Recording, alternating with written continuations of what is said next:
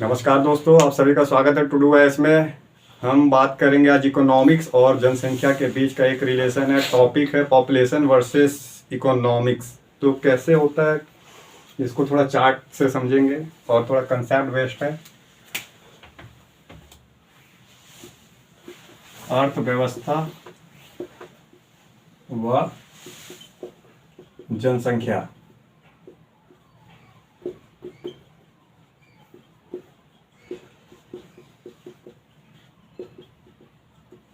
तो देखिए, अर्थव्यवस्था और जनसंख्या, इनके बीच एक संबंध है। जो जनसंख्या है और इकोनॉमिक्स है, किस तरीके से आपस में जुड़े हुए हैं। टोटल मिला के 3 तरीके के पॉपुलेशन वाले राष्ट्र हैं विश्व में। सबसे अधिक जनसंख्या वाले, एक राष्ट्रों का ऐसा ग्रुप है, समूह है, जिसकी जनसंख्या सबसे अधिक है, वो मोस्ट पॉपुलस कंट्री में शामिल हैं। कुछ कंट्रियों का ग्रुप ऐसा है जिसमें स्थिर जनसंख्या है, स्थिर जनसंख्या वाले देश, और निगेटिव, क्या बोलेंगे,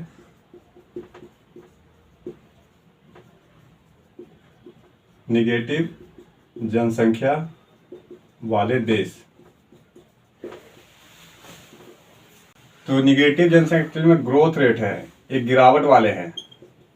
जहां जनसंख्या बढ़ने की जगह कम होती जा रही है, अर्थात कम जनसंख्या वाले जिसमें गिरावट हो रहा है तेजी से, ये है स्टेबल जनसंख्या। और सबसे अधिक जनसंख्या है, ना नहीं है, ये जो है तो देश। देखिए, जो सबसे मोस्ट पॉपुलर जनसंख्या वाले देश में शामिल हैं चीन, भारत, इसके बाद अमेरिका, इंडोनेशिया। इस तरीके से देखेंगे और धीरे धीरे बढ़ाते जाएंगे आप जनसंख्या में, तो जापान दिखाई देगा, जनसंख्या में अधिक दिखाई दे रहा है जापान, और फिर रूस आपको दिखाई देगा। तो ये जनसंख्या अधिक वाले राष्ट्र हैं। ब्लॉक में अगर बात करेंगे तो साउथ एशिया, अगर समूह का बात करूं मैं, साउथ एशिया की जनसंख्या बहुत अधिक है। पुनः आसियान देश जो हैं, इनकी जनसंख्या अधिक है। और ईस्ट एशिया, ये सारे एशिया के भाग हैं। एशिया का कौन सा भाग, तो बोलेंगे आप भारत से आप राइट हैंड की ओर सफर कर रहे हैं, भारत, म्यांमार, थाईलैंड, वियतनाम की ओर जा रहे हैं, पुनः चीन, जापान, दक्षिण कोरिया जैसे राष्ट्रों में जा रहे हैं। ये सब अधिक जनसंख्या वाले राष्ट्र हैं। स्थिर जनसंख्या जो स्टेबल हो, जैसे नाडी कंट्री, यूरोप के देश हैं, या फिर आपको मिलेगा दक्षिण अमेरिका देशों में, या फिर पश्चिम यूरोप। अर्थात ब्रिटेन की जनसंख्या एक तरीके से स्टेबल है, नॉर्वे है, स्वीडन है, स्विट्जरलैंड जैसी कंट्रियां हैं, तो जनसंख्या स्टेबल में आपको दिखाई देगी। एक है निगेटिव जनसंख्या वाले जो देश हैं, जिसमें तेजी से गिरावट आ रहा है, और ये है ईस्ट यूरोप वाले कंट्री। पुनः जापान, देखिए जापान 2 बार आ गया। तो ईस्ट यूरोप है, जापान है, और ईस्ट यूरोप में भाग करेंगे आप, जैसे Latvia, Lithuania, Croatia, Bulgaria. East Europe के जितने कंट्री हैं, इसमें यूक्रेन भी शामिल है, जनसंख्या माइनस में है, वहां पे ग्रोथ रेट नहीं है, ग्रोथ रेट जो है माइनस में चला गया है। बाकी स्टेबल जनसंख्या वाले हैं और अधिक जनसंख्या वाले हैं। यहाँ पे बात करेंगे कि जनसंख्या का क्या रिलेशन है इकोनॉमिक्स से। तो एक बार देखिए, एक शब्द है टोटल फर्टिलिटी रेट। क्या बोलेंगे जनसंख्या में, टोटल फर्टिलिटी रेट, अर्थात जो प्रजनन दर है, ये 2.1 इकोनॉमिक्स के लिए, जनसंख्या के लिए स्टेबल है, अर्थात जन्म दर 2.1 हो। एक परिवार में 2 बच्चे,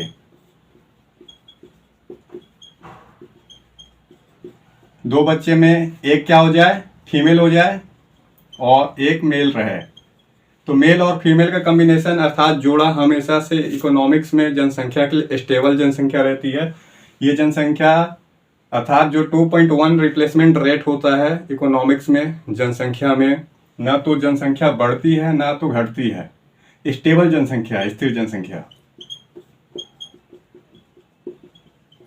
क्यों? क्योंकि एक फीमेल और मेल का एक्चुअली में क्या है, ये कंबाइन है, जनरेशन का स्टेबिलिटी रहता है, तो एक दूसरे को बैलेंस में किए रहते हैं फीमेल वर्सेस मेल। लेकिन अगर रिप्लेसमेंट रेट, जो टोटल फर्टिलिटी रेट बोलिए या रिप्लेसमेंट रेट एक ही है,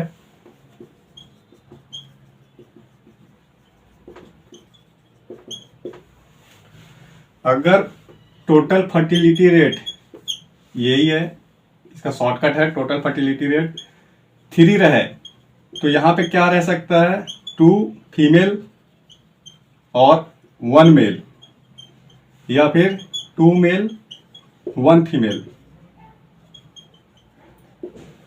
देखिए यहाँ ध्यान से, 2 मेल हो गए 1 फीमेल हो गए, 2 मेल या 1 फीमेल ये हो सकता है। ऐसे में क्या हो गया, जनसंख्या स्टेबल नहीं रही, क्योंकि एक सरप्लस में जनसंख्या हो गया, जनसंख्या एक अधिक बढ़ गया तो जनसंख्या वृद्धि वाला होगा,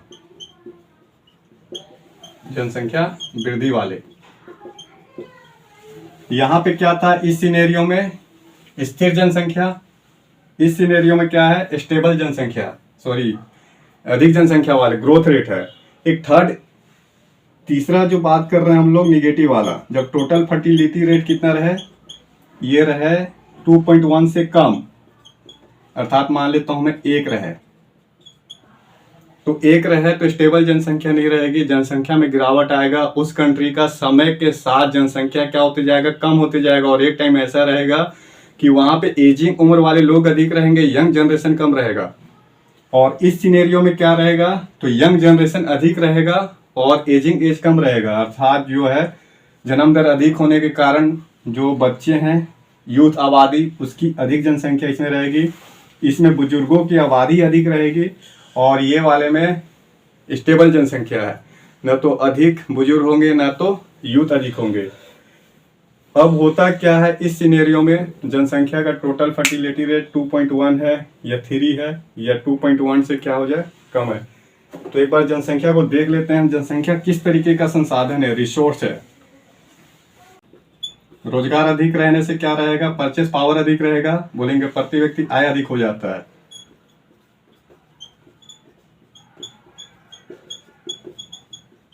प्रति व्यक्ति जब आय अधिक रहेगा तो उपभोग अधिक कर सकते हैं,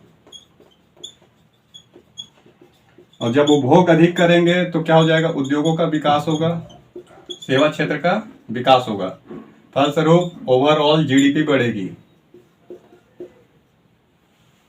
देखिए एक साइड फैक्टर निकल रहे हैं, क्या फैक्टर निकल रहा है, इकोनॉमिक्स हमेशा एक सर्कुलेशन में चलता है, लिंक होते हैं इकोनॉमिक्स में।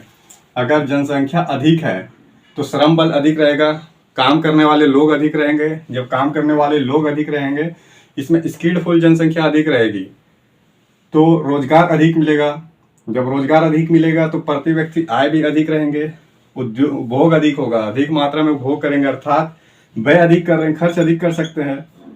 जब खर्च अधिक कर रहे हैं तो किस चीज़ पे खर्च कर रहे हैं, तो उद्योग पे खर्च कर रहे हैं, औद्योगिक वस्तु पे, या सेवा ले रहे हैं, या प्राथमिक वस्तुओं का उपभोग कर रहे हैं। लगातार ये सभी सेक्टर जो इकोनॉमिक्स के बूम करेंगे, ग्रोथ करेंगे, ग्रोथ होने से ओवरऑल जीडीपी का ग्रोथ होगा। लेकिन जनसंख्या कम है, उल्टा करेंगे, अगर कम जनसंख्या है तो श्रम बल कम हो जाएगा, श्रम बल कम होने से क्या रहेगा, फिर उपभोग भी कम होंगे, उपभोग कम होने से उद्योग धंधे क्या हो जाएंगे, कम हो जाएंगे, अर्थात व्यय कुल मिला के कम होगा, कम व्यय होगा तो जीडीपी में क्या हो जाएगा, गिरावट आएगा। ये दोनों सिनेरियो अलग अलग है, ध्यान से यहाँ पे आप लोग देखिएगा। एक साइड अधिक जनसंख्या है, इसका प्रॉफिट जा रहा है कुछ, दूसरे का क्या जा रहा है, लॉस में जा रहा है। जनसंख्या कम है तो श्रम बल कम हो जाएगा, स्किल्डफुल लोग कम हो जाएंगे, स्किल्डफुल कम लोग हो जाएंगे, उपभोग कम हो जाएगा, उपभोग कम हो रहा है अर्थात व्यय कम हो रहा है, व्यय कम हो रहा है तो व्यय जीडीपी भी कम बूम करेगी। यहाँ पे देखना है डिमांड एंड सप्लाई का थोड़ा सा। क्या करना है, डिमांड एंड सप्लाई।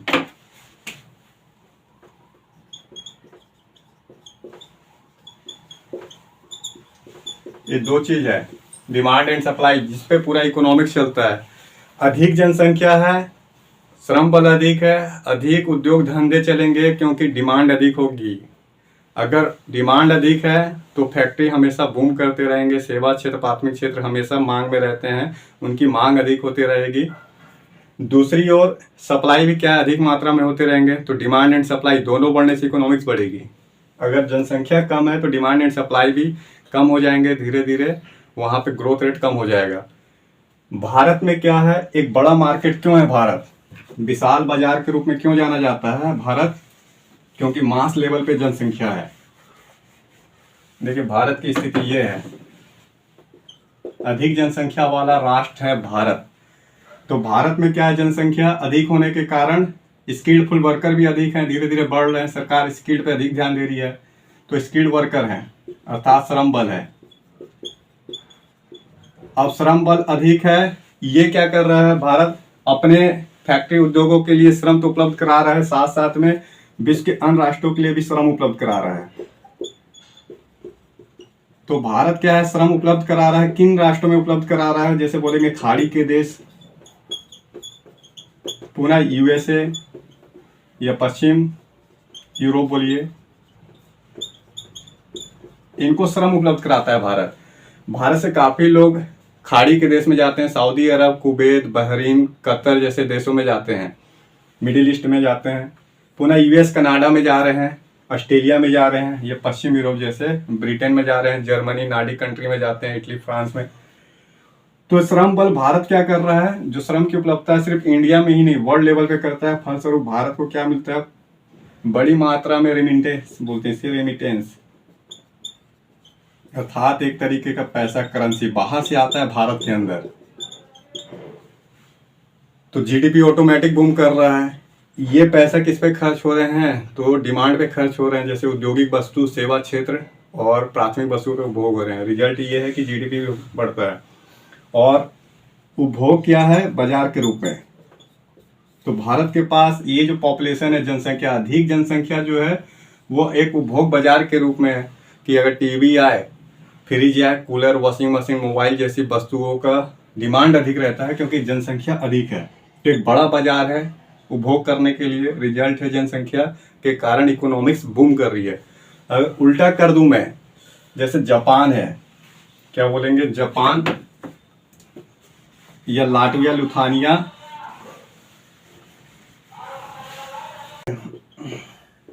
भारत में तो लगातार बूम कर रहा है, लेकिन अगर जापान की बात कर ले हम, तो जापान में निगेटिव जनसंख्या ग्रोथ रेट है, जनसंख्या जो है निगेटिव है,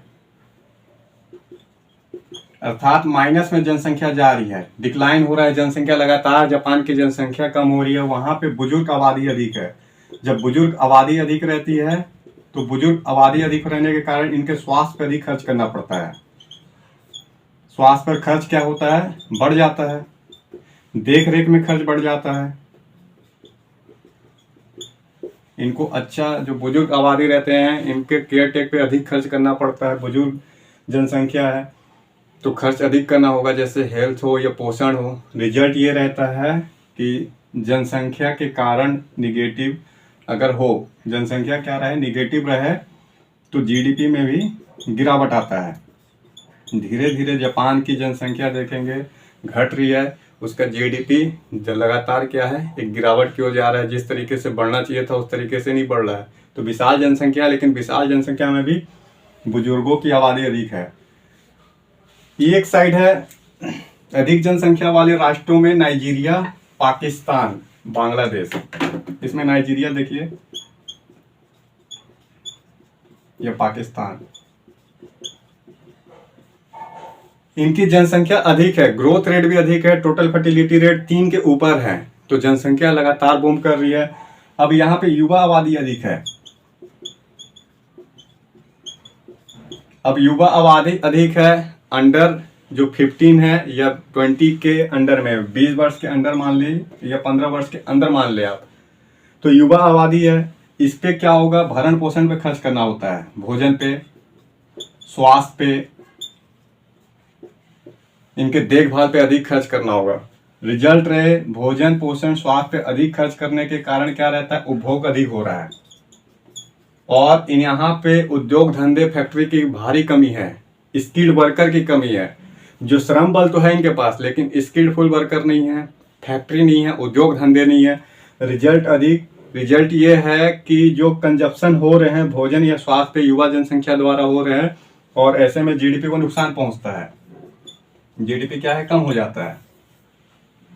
तो दोनों तरीके से है, या तो निगेटिव में, अगर निगेटिव जनसंख्या तब भी जीडीपी गिरावट आ रही है, और जनसंख्या बढ़ रही है इस तरीके से जहां पे आपके पास संसाधन ना हो, नाइजीरिया पाकिस्तान के पास संसाधन की कमी हो जाए, तो जो कम जनसंख्या है अर्थात युवा जनसंख्या तो है लेकिन वो युवा जनसंख्या किस पे खर्च कर रहे हैं, तो भोजन स्वास्थ्य शिक्षा जैसे चीज़ों पे खर्च कर रहे हैं, लेकिन स्किलफुल एजुकेशन भी नहीं है। भरण पोषण जो चाहिए एक क्वालिटी वाला चाहिए, ये भी पर्याप्त नहीं मिल रहा है लेकिन खर्च हो रहे हैं, पैसा नहीं है लेकिन खर्च अधिक हो रहे हैं। रिजल्ट ये है कि कंजप्शन हो रहा है, जीडीपी में गिरावट आ रहा है, क्योंकि पूरा का पूरा जो इनकम रहता है इनके भरण पोषण पे ही चल जाएगा।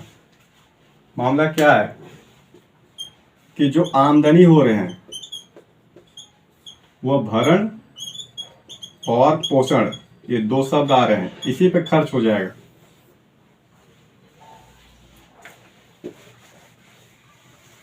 एक बार चीन का मामला देखते हैं हम।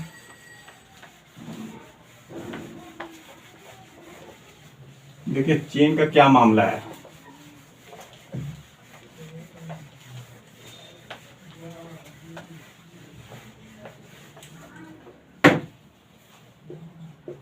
चीन ने 1970 में अपनी इकोनॉमिक्स पर सुधार करना प्रारंभ किया। 1970 का दशक था जब चीन में इकोनॉमिक सुधार हुआ। इसके बाद वहां पे क्या था, एक कल्चरल सांस्कृतिक क्रांति आई। बोला गया कि जो साइंटिफिक कम्युनिटी था, वैज्ञानिकों का एक समुदाय, वैज्ञानिकों का कहना था चीन की जनसंख्या तेजी से ग्रोथ कर रही है और अगले 100 साल में चीन की जनसंख्या, ये बात है 1970 में, जब 1970 में वैज्ञानिकों का एक समुदाय जिसने ये अनुमान लगा लिया कि चीन की जनसंख्या 100 साल में 4 बिलियन हो जाएगी, अर्थात 4 अरब जनसंख्या हो जाएगी। देखिए 100 साल में चीन की जनसंख्या 4 अरब हो जाएगी, ये वैज्ञानिकों के समुदाय ने आकलन कर लिया। रिजल्ट ये रहा कि चाइना ने 1980 में वन चाइल्ड पॉलिसी लागू किया।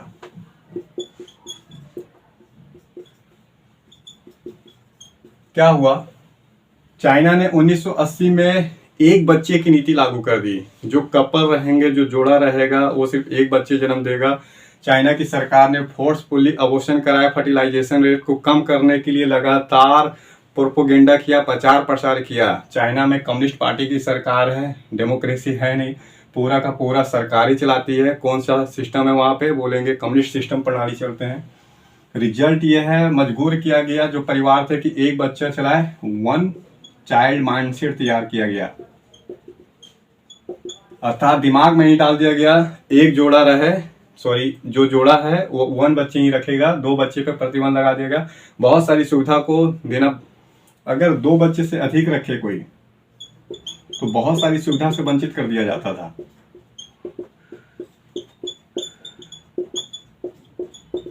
जैसे एजुकेशन पे अधिक टैक्स लगा देना, तो कमरे के दाम बढ़ा देना, जमीन के दाम बढ़ा देना, अधिक टैक्स देना पड़ेगा, भरण पोषण के लिए अधिक खर्च करने पड़ेंगे। तमाम तरीके से चाइना की सरकार ने कोशिश किया कि सिर्फ एक बच्चा रहे, तो एस्टीमेट गलत हो गया। अब चाइना ने क्या किया, 2015 में 1 चाइल्ड पॉलिसी की जगह 2 चाइल्ड पॉलिसी लाया। ऐसा क्यों हुआ आखिर चाइना में? चाइना की जनसंख्या क्या है, 1.4 बिलियन जनसंख्या है चाइना की। धीरे धीरे चाइना में क्या बोलेंगे, जो 5 लाख जनसंख्या है, जो जन्म दर होना चाहिए था, देखिए यहाँ पे ध्यान से, अभी चाइना की करंट जनसंख्या है 1.4 बिलियन जनसंख्या है। हर साल चाइना में 5 लाख बच्चे का जन्म ही नहीं हो रहा है वन चाइल्ड पॉलिसी के कारण। रिजल्ट ये है, चाइना की जनसंख्या लगातार डिक्लाइन हो रही है, लगातार गिर रहा है। जनसंख्या जो युवा आबादी है कम हो गए। अब युवा आबादी कम हो गई, ये धीरे धीरे श्रम बल कम हो जाएगा। अगर युवा जनसंख्या कम है इकोनॉमिक्स में तो श्रम बल कम हो जाएगा। जब श्रम बल कम हो जाता है तो आपको पता है जीडीपी में गिरावट आती है। दूसरी ओर जब जन्म दर कम हो जाते हैं तो बुजुर्गों की आबादी अधिक रहती है। बुजुर्गों की आबादी अधिक रहेगी तो इसके देखभाल पे फिर अधिक खर्च करना पड़ेगा, भरण पोषण पे अधिक खर्च करना पड़ेगा। तो स्वास्थ्य हो या भरण पोषण, तब भी जीडीपी गिरावट आएगी। तो चाइना में जनसंख्या के कारण लगातार जीडीपी गिरावट आ रही है, क्योंकि जन्म दर जो है चाइना में जो रिप्लेसमेंट रेट चाहिए 2.1, ये रिप्लेसमेंट रेट है, इसके जगह मात्र 1 रह गया है। सिर्फ कपल जो है एक बच्चे जन्म दे रहे हैं। और ऐसा अनुमान है 2070 में चाइना की जनसंख्या 52.5 करोड़ होगी। एक बार फिर से इस लाइन को समझिएगा। चाइना में हर साल जो बच्चे जन्म लेने थे 5 लाख बच्चे का हर साल गिरावट आते जा रहा है। ये 5 लाख बच्चे हैं कौन? ये तो युवा आबादी होंगे, धीरे धीरे युवा होंगे, ये ग्रोथ करेंगे, यही इकोनॉमिक्स में श्रम उपलब्ध कराएंगे, स्किलफुल रहेंगे, वैज्ञानिक रहेंगे, डॉक्टर टीचर जैसे लोग रहेंगे। तो इससे इकोनॉमिक तो बढ़ना चाहिए था, लेकिन युवा आबादी कम है तो श्रम बल कम हो जा रहा है, जीडीपी में गिरावट आ रही है। पुनः बुजुर्ग आबादी अधिक होती जा रही है। जनसंख्या का बड़ा वर्ग है बुजुर्ग है, जो काम करने में अनेबल है, असमर्थ है। उनके देखभाल पे अधिक खर्च करना पड़ेगा, अधिक डॉक्टर, स्वास्थ्य, हॉस्पिटल पे खर्च करना पड़ेगा। तो जीडीपी का जो पैसा आ रहा है, आमदनी है, एक्चुअली में इनके भरण पोषण पे चला जाएगा। तो टोटल फर्टिलिटी रेट जो इकोनॉमिक्स के लिए है 2.1 है, इसके जगह चाइना में क्या हो गया है, टोटल फर्टिलिटी रेट 1 हो गया है, अर्थात कपल सिर्फ एक बच्चे जन्म दे रहे हैं। रिजल्ट ये है कि 2070 तक चाइना की जनसंख्या 52.5 करोड़ हो जाएगी। क्या हो जाएगा? 52.5 करोड़ जनसंख्या हो जाएगी। तो अनुमान वैज्ञानिकों का गलत हो गया। देखिए कि 100 साल में चाइना की जनसंख्या, अर्थात 2070 तक चाइना की जनसंख्या 4 अरब अनुमान लगाए थे वैज्ञानिकों ने, लेकिन पूरी तरीके से ये कौन वैज्ञानिक थे? ये कम्युनिस्ट प्रणाली से बेचैन वैज्ञानिक थे, जिनका आंकड़ा डेटा ही गलत था। इन्हें वैज्ञानिक कैसे बोला जा सकता है? इन्होंने कौन सा मॉडल तैयार किया था कंप्यूटर का? ये वैज्ञानिक थे, ये कम्युनिस्ट पार्टी के नेता थे। तो मीडिया में यही बोला जाता है, वॉल स्ट्रीट जर्नल, कि ये रसिया बेस्ड कम्युनिस्ट मॉडल प्रणाली के साइंटिस्ट थे, ये उनके प्रोडक्टिविटी थे। पता नहीं इन्होंने किस तरीके का कंप्यूटर मॉडल डेटा तैयार किया था। क्या इनकी सोच समझ नहीं थी कि इस तरीके से इन्होंने अनुमान लगा लिया? और रिजल्ट ये है कि चाइना को लगातार स्ट्रगल, संघर्ष करना पड़ रहा है अपने इकोनॉमिक्स को बढ़ाने के लिए। अब चाइना क्या कर रहा है अपनी इकोनॉमिक्स को बढ़ाने के लिए? तो पूरा का पूरा कंसंट्रेशन उसका जनसंख्या पे है, पॉपुलेशन पे है, कि कैसे भी उसकी जनसंख्या बढ़े, युवा जनसंख्या बढ़े, जन्म दर बढ़े, जो कपल हो वो मैरिड करे। अब 2 चाइल्ड पॉलिसी की जगह 3 चाइल्ड पॉलिसी को लागू कर रहा है, कई तरीके के छूट दे रहा है।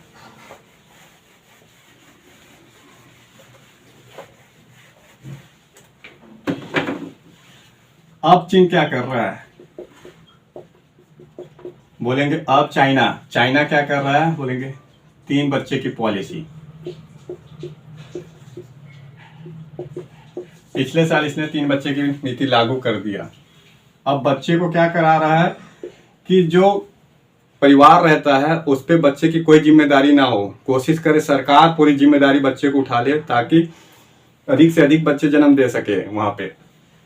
तो बच्चे का भरण हो, पोषण हो, स्वास्थ्य, और इसके बाद शिक्षा, सारा क्या उपलब्ध करा रही है? तो चीन की सरकार द्वारा कोशिश किया जा रहा है उपलब्ध कराए। चीन सरकार उपलब्ध करा रही है। देखिए, जब बच्चे का बोझ भार नहीं रहेगा परिवार के ऊपर तो परिवार निश्चिंत रहेंगे और सारी जिम्मेदारी सरकार उठा लेगी। रिजल्ट ये है कि जो जोड़ा है, परिवार है, वो प्रोत्साहित होगा अधिक से अधिक बच्चे जन्म देने के लिए, और फिर से एक बार श्रम बल बढ़ाने की कोशिश कर रहा है। लेकिन माइंडसेट जो तैयार हो चुका है चाइना में, 1 चाइना पॉलिसी, ये पीढ़ी दर पीढ़ी जनरेशन में आ चुका है। बिल्कुल माइंडसेट इतना स्ट्रांग है कि किसी भी कंडीशन में जो बच्चे हैं वो 3 की जगह 1 बच्चे पे ही आया हुआ है, और ये भी धीरे धीरे कम होते जा रहे हैं। तो इस तरीके से चाइना ने कोशिश किया। 1 चाइल्ड पॉलिसी पूरी तरीके से बेकार है। जो जनसंख्या है और संसाधन, तो जनसंख्या और संसाधन के बीच एक रिलेशन है। संसाधन का मतलब सीधा समझिए कि हर चीज, कोयला हो, बॉक्साइट हो, लोहा, पानी, बिजली, फिर एग्रीकल्चर प्रोडक्ट हो, ये सब संसाधन है। अगर मान लेता हूँ एक परिवार है, क्या बोलेंगे, एक परिवार है और 5 लीटर पानी जो है अवेलेबल, उपलब्धता कितनी है, 5 लीटर है। प्रति परिवार पे 5 लीटर पानी अवेलेबल है। परिवार में कितने सदस्य थे, 5 सदस्य थे।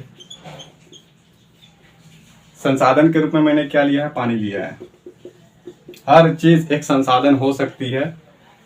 अगर एक परिवार में 5 सदस्य 5 लीटर पानी कंजप्शन कर रहे थे, अब इस परिवार में मान लेता हूं मैं 7 सदस्य हो गए, तो पानी की प्रति व्यक्ति उपलब्धता क्या हो गई, कम हो जाएगी, क्योंकि पानी तो 5 ही लीटर है। तो पहले जो सब परिवार को 1-1 लीटर मिल रहा था, अब वो 1-1 लीटर की जगह क्या हो जाएगा, कम हो जाएगा।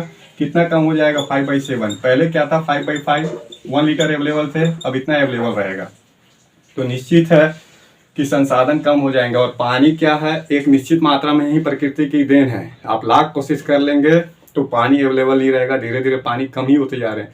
इसी तरीके से प्रति व्यक्ति पे कोयला कितना है, कोयला नहीं रहेंगे तो फिर बिजली कैसे बनेगी, लोहा बॉक्साइट नहीं रहेंगे तो जो भी स्टील का प्रोडक्ट है, लोहे के सामान है, वो नहीं मिलेंगे, फैक्ट्री उद्योग धंधे बंद हो जाएंगे।